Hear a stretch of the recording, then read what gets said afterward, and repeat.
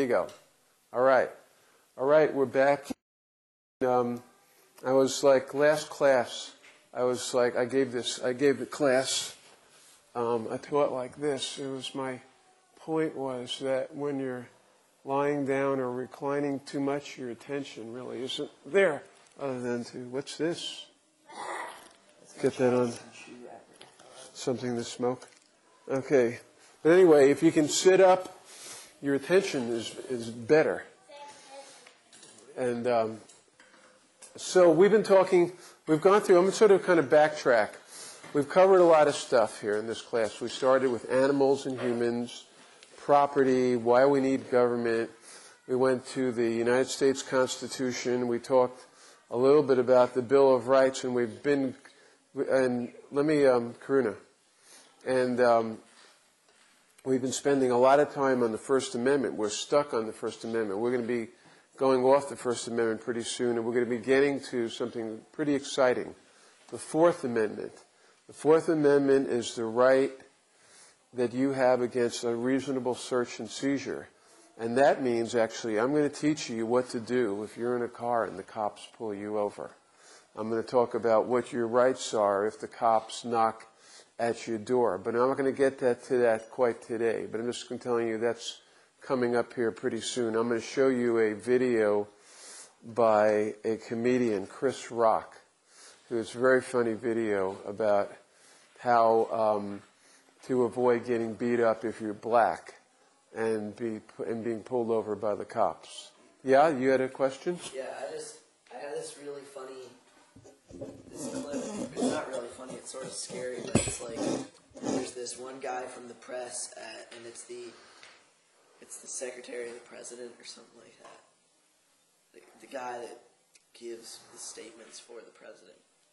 And he was, it was like open questions, and he kept insisting that that's not what the Constitution said.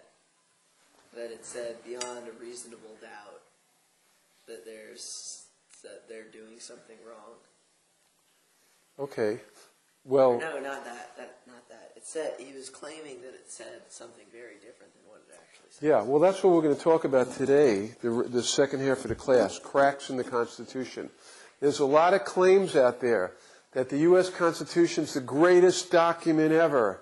It's fantastic. We have the most wonderful government. If you don't like it here, go somewhere else. People say that all the time.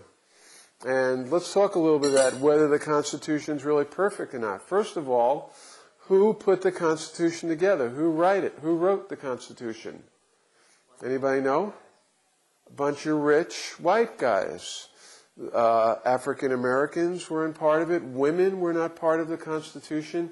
And most of the poor people who worked and did all the work in the colonies had nothing to do with the Constitution.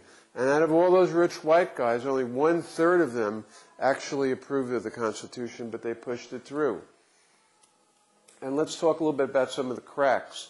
The president has the power to pardon anybody of any crime.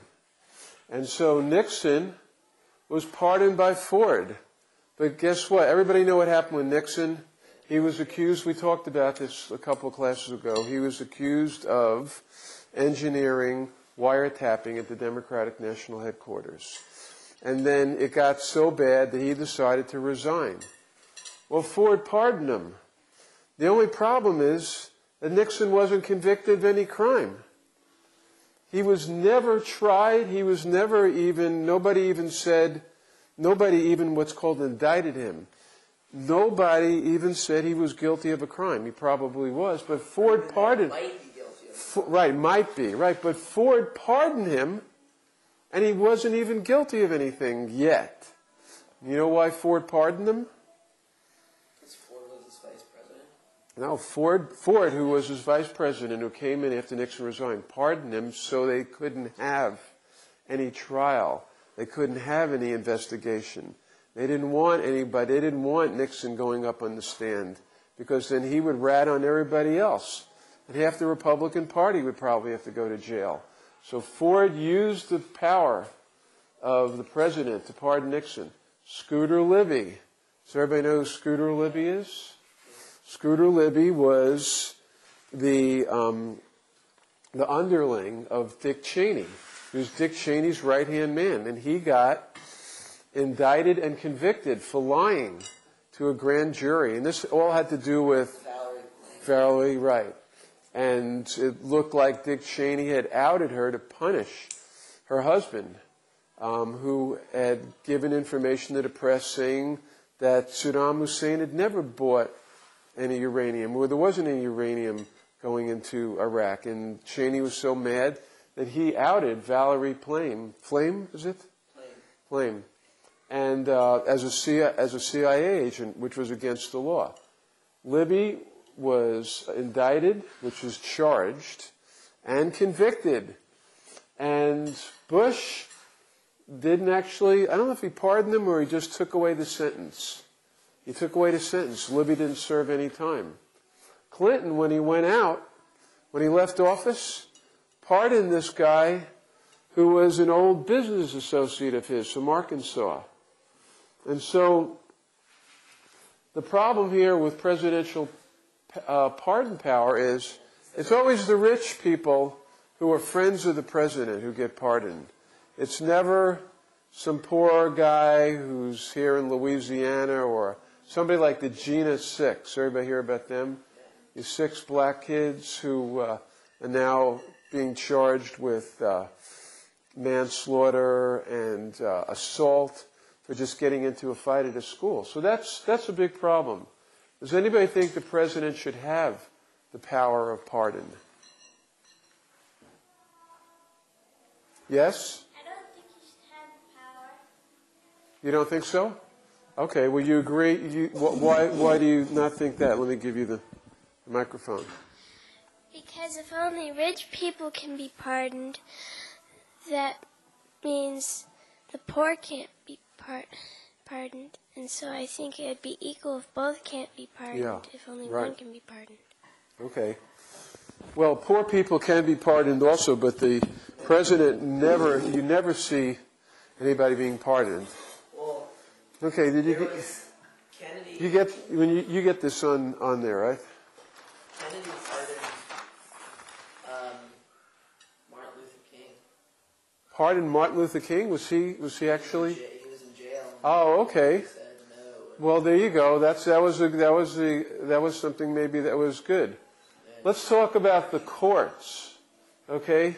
Remember when I read you opinions of the court and I said the court said this, the court said that? It's like I was talking about one person, the court. But on the Supreme Court, we have 9 justices. Is it 9 or 7? I should know this. It's 9. It's 9. There are 9 justices. 5 of them can vote one way, and 4 can vote the other way, and yet the 5 decide what the court decides. Then there's all these other courts, and whatever the court decides, we have to pretend that's just one voice speaking. That's kind of strange, wouldn't you say that? Many players. The court interprets the Constitution. So remember we were talking about right now the big issue for years has been whether a woman has a right to choose, or a right to have an abortion. And the court, a few justices at one point decided in Roe v. Wade that the right to privacy, everybody has a right to privacy. You have a constitutional right to privacy. It's not actually mentioned in the Constitution, but the justices decided, based upon their interpretation of the Constitution, based on that everybody has a right to privacy, and particularly women have a right to choose. If you don't want to have a baby, you can have an abortion. That's now a constitutional right. Well, there were justices who decided that wasn't a constitutional right at all, and that was made up. And in fact, now a lot of times you hear judges who are appointed to the Supreme Court are based upon whether they think abortion is legal or not. And the 2 new judges who had just been appointed by Bush, Alito and I've lost his name here. Edwards. Not John Edwards. It's John something. Yeah, right. I should know this. What's that? John Roberts. Roberts, that's right. I should know the Chief Justice of the Supreme Court. This is embarrassing. Okay, John Roberts and Sam Alito, they were appointed. Both of them have strong beliefs against abortion. Both of them believe that women don't have the right to do that, don't have the right, and they believe that actually abortion is murder. Okay, that some people believe that. Other people believe that a woman has a right to choose what to do with her own body. That is a big debate. And the court has decided, at least for now, up to now, Roe v. Wade, that all the women, when you become older and you're able to have a baby, that you have a constitutional right to have an abortion. What do you think about that? About the court deciding that one way or another? What do you think about that? That's a right that's really not written out in the Constitution. Some people, what's called strict constructionists, believe that there shouldn't be any more rights added other than what's written down, and that the court went overboard doing that. Karuna, have you sit up? Thanks. And Noah? What do you think about that? Molly? What do I think about The court deciding, what's that? what do I think about the court's decision? Yeah, about the court saying that that's a right that you can have. I agree. Well, you agree with that principle. You agree that women should have a right to choose. Yeah, but I don't even really think it should be the court's decision. You don't think it should be the court's decision? No. Okay, whose decision do you think it should be? Women's? Women's! That's a revolutionary idea. I like that. All right, so you think all the women in this country should vote whether they should be able to have an abortion or not? No, I think it should just be the choice. Each person's choice. Okay, so you're saying basically that the government should not even get involved in that sort of thing. Okay. Well, what about the argument? I'm going to give you the argument that people who are against abortion make. They say that the baby is alive, and we have a law that says you can't murder. Like, if I'm mad at Zach, I can't shoot him, right? Yeah, they can kill you, not shoot you. What's that? I can't murder Zach. That's against the law. I mean, it's not a baby, it's a fetus. It's a fetus. And, like, their arguments are like the heart beats from the minute it's conceived, all of that. They're all lies. They're That's lies? not true at all. Okay, tell me why. Well, I mean, the one, like, the heart beats from the minute it's conceived. It doesn't have a heart at that point. There's no heartbeat. Okay. There's not even, like, a sign of it. Yeah. It's still just a blob. All right. Well, they actually separated out into trimesters. Yes. And I think actually, and I'm probably going to quote the law wrong here, but at least the first trimester, which is the first third of the pregnancy, it's legal to get an abortion. Second and third are illegal. Second is illegal? Yeah. And so do you agree with that? I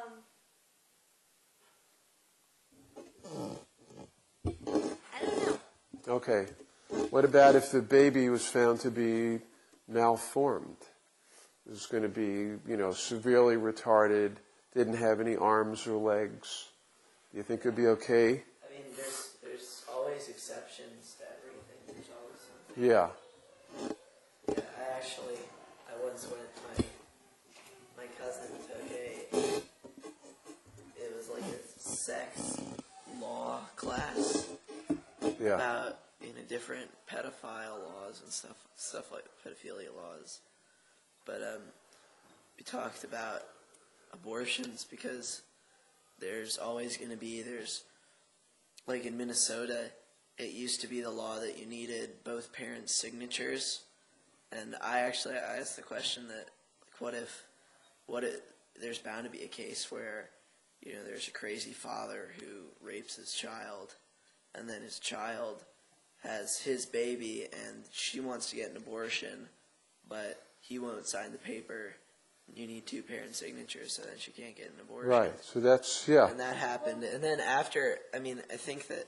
But in that case, wouldn't, custody be taken away and then the signature would always be required? Right. No, but you need both your legal guardians. Yeah, but you wouldn't be a legal guardian if you raped her. The 2 names on your birth certificate. I bet it's only if they're legal guardians of yours. I mean, that might be what they changed it to, but that actually happened in Minnesota. Yeah. Well, anyway, let's not get too embroiled in the details of that. Mainly, I want to talk about how the court is deciding whether you have a right or not. And some people think that's a crack in the Constitution. Also, the judges, the Supreme Court judges and the federal judges are appointed for life. And they can only be thrown out if they have to have good behavior. That's what it says in the Constitution, good behavior. What do you think about Karuna gets appointed for life to a federal judgeship when she's like, well, I'm not sure if there's actually an age limit or not. But let's say... You have to be over, it's either 21 or 28. Yeah, maybe. But anyway, appointed for life. What do you think about that, Elizabeth? Just giving somebody a job as a judge for life, no matter what's that? Would I be able to quit? Oh, of course, you can quit. Appointing them for life as long as they have good behavior, no corruption thing. Well, But who decides what's corrupt? Yeah. Well, it's not a matter of who decides. It's a matter of, you're talking about people in the court being, as long as they're not corrupt. Well, who decides what's corrupt? Yeah. The court. So. Well, the rationale for appointing somebody for life is that they can't be influenced. No, they never have to worry about their job. They never have to worry about, they're always going to get paid, and they never have to worry about to get elected. They're not going to have to go out and get a bunch of money to run a campaign. They're not going to be influenced by the American public. What a big deal. Yeah. That's so. So the thing is, they're like royalty. The court is like royalty. Has anybody ever been in court here? Anybody ever gone to a court? I did fake court. You know what the first thing that happens when you're sitting in the court? What happens? The judge comes out and everybody rises. All rise. The Honorable Alan Graf presiding. Come on, everybody, get up. Get up. Just come on. Get up. I'd be here. What's that? Not you. All right. And then That's what happens. Everybody has to get up, and somebody comes out in their black pajamas. What? Everybody gets up, and somebody's wearing this long black robe, and then when they sit down. Everybody else sits down. What do you think about that? Why is a judge given that kind of respect, and like a senator or a congressman, not? How come the judge, which is just somebody who wasn't elected, though there's some judges that are elected, but most federal judges are not elected, you have to stand up for the judge, and they wear, what's that? They have self-esteem problems. No? Well, maybe some of them do have self-esteem problems. That's a possibility. Anyway, some people think that is a problem. A government, it says, the Constitution, the first words to the Constitution say, we the people. A government by the people, for the people. Is that really true? Do you feel represented, Zach? Do you feel like the government is by you and for you? Are there any hippies in Congress?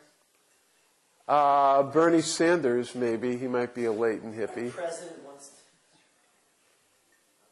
What's that? Not really. Huh? You don't know? Would you mind sitting up? Sorry. That's okay. All right. Money recycled. Lately the modus operandi of what happens in Congress? These huge corporations that have billions of dollars, I was just reading about this today, give millions of dollars to the candidate who they like. They get in office, and then that senator or congressman votes a bill where that company gets all their money back plus more, 10, 20, 30, 100 times, 1,000 times what they gave. Blackwater is a good example. Blackwater is this group that has private contractors in Iraq. They've given millions of dollars to the Republicans, and now they've gotten $600-700 million. So this is a pretty good investment. Give $3 million to the president, and he'll give you $700 million back. Good deal, huh? Whose money is that? Whose money is Blackwater getting? Whose money are these rich corporations getting? Whose is it? It's ours. We pay taxes of you or your parents. You pay Social Security tax, you pay federal tax. All that money that Blackwater and Halliburton and all those companies get is your money. Yeah, Enron actually. No, Halliburton, not Halle Berry. Enron was the. Enron? Yeah, Enron was the top contributor to the first Bush presidential campaign. Right. Junior, and right before they went out when Ken Lay and Jeff Skilling started selling their stocks that were fakely worth a bunch of money. Yeah. To make it seem like the stocks were staying steady so they could sell them, the Bush presidents they gave them money back, like crap loads of money. They gave them this huge contract with a big signing bonus thing, and so it seems like they would have to have been in on what was happening. It's back and forth. And the other thing, besides the money going back and forth between the government and the corporations, when you leave a position in the government, guess what? And Molly, you should pay attention to this because this will help you in your job career. If you get a position in the government, guess what? When you leave, you could easily get a position in a private corporation that wants to influence the arm of the government you worked in. So you get there and then suddenly, give me the 6-figure and I know everybody at that office. We go to lunch together. We're pals. No problem. That's how things work. Who controls the press? Well, the corporations. The big corporations. The only thing we get to do is we post on Indie Media. We do a WTZ, but the big press, CNN, Fox News, the New York Times, ABC, NBC, all big money. CBS, there's like GE, General Electric, they make bombs. They make triggers for nuclear weapons. They own CBS. Will CBS, 60 Minutes, ever do an expose on GE? No. They wouldn't, because GE owns them.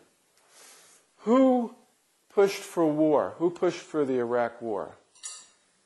Who pushed for it? It was the press. They pushed for it. They were the cheerleaders.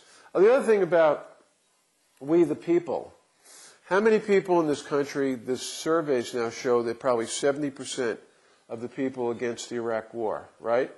The Democrats got voted in because people want the war in Iraq to stop. But the war continues. So you have the majority of the people, a vast majority in this country, want the war to stop, voted people in at the other party, and it's still going on. That's a crack in the Constitution. Our majority view is not being represented by our representatives. Everybody know about the Electoral College? Yeah. The Electoral College was put together by the founders because they didn't trust the people in this country to make the right decision. When you vote for president, you only vote for an elector who then votes your vote. Each elector votes is if you have a certain amount of people vote for Democrat, then you put a Democrat elector in. The electors actually vote. We don't really get to vote for president. In fact, Al Gore had the more votes than George Bush, yet George Bush won. He won the Electoral College. Oh, that's different too because he won the electoral college because of the points he won in Florida. Right. Well, yeah. That his brother's a governor of, and That's- Fox, the first news outlet to release that George Bush had won, what the announcement, the order to make the announcement came from his uncle. So Yeah. it's like, Oh, yeah, it was just a total fix. Who votes and who gets to vote? In Ohio, in this last election, Ohio determined, was the determining state that put Bush in office over Kerry. In all the districts in Ohio where there were mostly black voters, they had lines, people waiting 5 hours to vote. One voting machine, thousands of people waiting. They fixed it. They set it up to where they knew the black voters were going to vote Democratic. And that's one of the reasons we have Bush the second time around, is because the voting was fixed.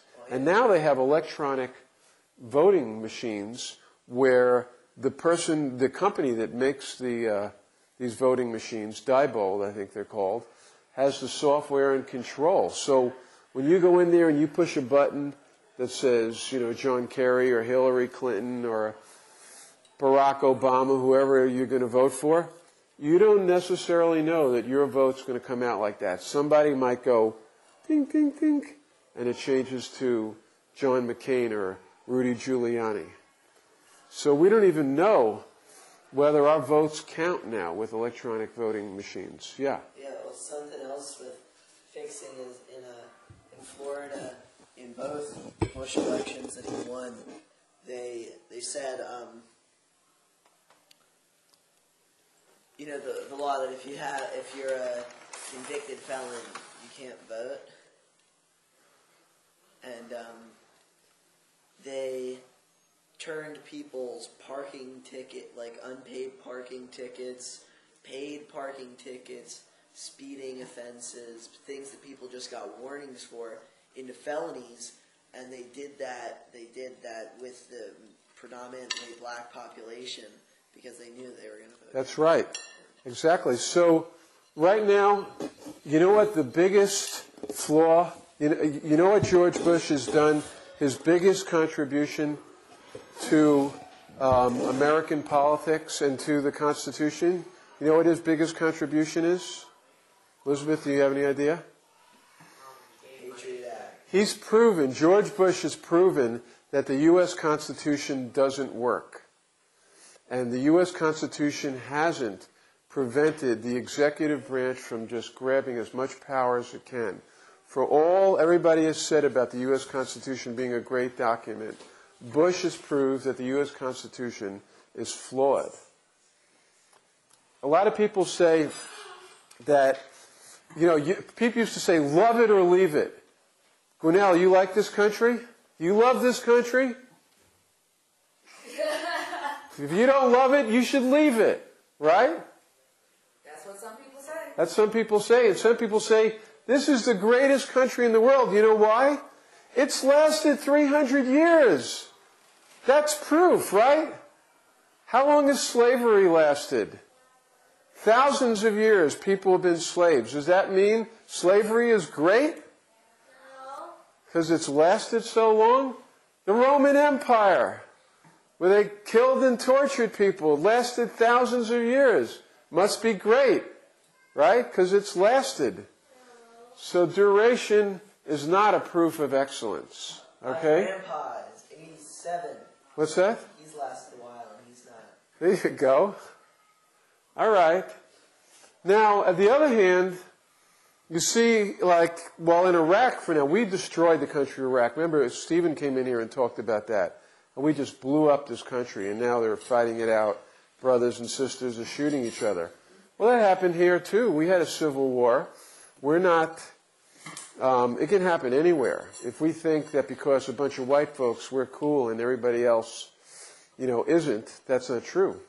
You know how many people were killed in the Civil War? This is before they had atomic bombs or even bombs you could drop from planes. Close to 500,000 people.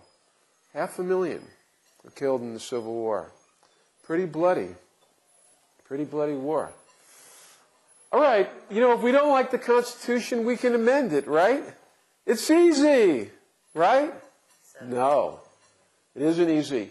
You have to have 2/3 of Congress, both houses, vote, and then you amend it, right? No. Then you got to get 3/4 of the state legislators to approve it. That happens all the time, right? It's never happened. How do we get any amendments in the first place? What's that? How do we get amendments in the first place? Well, actually, we did have amendments after the Civil War. Amendments were put in. Amendments were supposedly put in to free African Americans, to make it to where they could be free citizens. But in fact, what actually happened was those amendments weren't used for that purpose, and instead, corporations used the 14th Amendment to prove that they were citizens and they had the right of citizens. The other way you can amend the Constitution is 2/3 of the states call a national convention, and then you have to have 3/4 of the state legislatures approve that. So amending the Constitution is next to impossible. Okay. They always say that the will of the majority here in America, the majority. Well, is that a good thing? Let's say everybody except for Karuna says we should kill all the rabbits. Is that good? The majority wants it, right? They must be right. Right? As long as more than as long as more than 50% want something, that must mean it's good, right? Yeah, so if 51% wanted it and like... Majority rule. You like that? That the majority gets to do whatever they want? Yeah, because if a smaller amount of people, less people would be happier. Yeah. What happens to the people who don't agree? That happened in Nazi Germany. I mean, maybe a lot of people didn't agree with what was going on, but they figured if they opened their mouth, they'd get shot. But it was somewhat of a majority. The majority decided to kill all the gypsies and the Jews. So, but it was the majority. Old people, mentally challenged people, amputees. That's right. That's right. Not only Jews and gypsies, but anybody who didn't fit the Aryan model. So is that good? But should the majority get to do whatever they want? No. Does the majority even have, is it the will of the majority in this country? How many people vote in elections? Does anybody know? It's usually about 30% of the qualified voters vote in the election. So let's say 30% voted, and of those 30%, 16% vote for a certain person. So 16% have decided who the president is. Is that good? Who protects the minority against what they call the tyranny of the majority? Jesse Jackson. That's one person. That's what the Bill of Rights is supposed to be about. The Bill of Rights is supposed to protect the minority from the tyranny of the majority. If the majority gets weird, we have to protect the people who don't go along with that. That's what the Bill of Rights is there for. And guess who's blowing up the Bill of Rights, destroying it, stomping on it, spitting on it, tearing it up? Guess who? Huh? I said spilling their coffee on it. Spilling their coffee on it. Oh, wait, no, the president. President Bush. Hey, get this in the camera. President Bush is destroying the Constitution, spitting on it, destroying it, tearing it up, proving that the Constitution is a faulty document. Okay. Wrapping it up in a bag of dog poop and putting it on his old gym teacher's front. Did you know that the Constitution is based upon this premise? These are the founders, the white aristocrats who wrote the Constitution. There is superior public virtue found among the rich, the well-born, and the able. The well-born and the able. In other words, the rich people, the people who wrote the U.S. Constitution, thought that the rich people was smarter and better and just better human beings and should have more power. Doesn't that make sense? If you got money, you're smart, you got there. Why shouldn't you have more power if you have more money? Zach, what do you think about that? That's good, right? Yeah, I know. Let's give more power to rich people. You get money from your parents and all that. What's that? It's like the whole king thing again, because you get money from your parents. Yeah. 'Cause, your parents are rich, and then you inherit that, and you get more money because what you have makes money, like stocks and stuff. All right. Well, let's say you inherited a bunch of money from your parents. Do you think we should give you a lot of power then because you have a lot of money? No, I think I should buy it. They could buy it. They do buy it. Exactly. I think, Power is for sale. I mean, you're putting it on this scale, this like big money thing, and I know like some people are probably like, oh, like There- $1 million, $2 million, talking like Warren Buffett. He didn't give his money to his kids. Yeah. But he almost put it in his will to give it a split between his two kids, two kids. Something like, like $50 billion that he has, and then another like $80 billion in assets, split between his two kids. Yeah. And so should his kids then be, do you think, okay, here's the argument. If somebody is rich, let's say they didn't inherit it, Elizabeth. They just made the money all on their own. They started as a pauper, and suddenly, 20 years later, they were smart enough to make a whole bunch of money.